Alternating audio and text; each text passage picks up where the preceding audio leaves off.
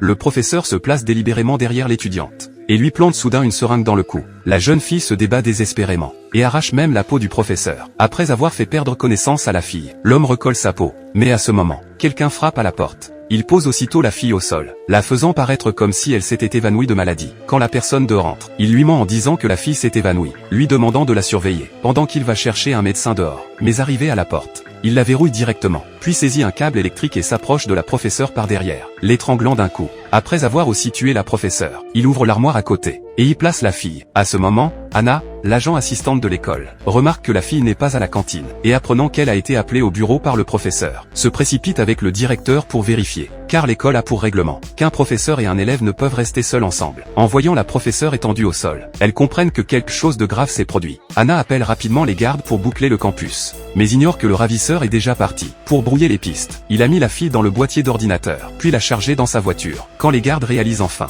et veulent arrêter sa voiture, le ravisseur s'est déjà enfui avec sa captive. Et pour empêcher la police de boucler toute la ville, le ravisseur astucieux se cache sur un yacht qu'il avait préparé à l'avance. Étrangement, non seulement il n'a pas demandé de rançon pour l'enlèvement, mais il a téléphoné à la police, offrant même un cadeau à l'officier. Selon ce que dit le ravisseur, l'officier trouve effectivement ce cadeau dans sa boîte aux lettres. Il s'agit des chaussures que portait la fille kidnappée. L'officier rencontre pour la première fois un ravisseur si arrogant. L'officier se rend ensuite chez la fille avec les chaussures. Le père de la fille est un membre du Congrès. Ce qui intrigue tout le monde, c'est que les parents n'ont reçu aucun appel de demande de rançon. L'objectif du ravisseur laisse tout le monde perplexe. Le lendemain, l'officier se rend avec son équipe à l'école de la fille. Il s'avère que le ravisseur avait installé un logiciel de surveillance sur l'ordinateur de la fille. L'officier suit l'adresse de surveillance et localise le domicile du ravisseur.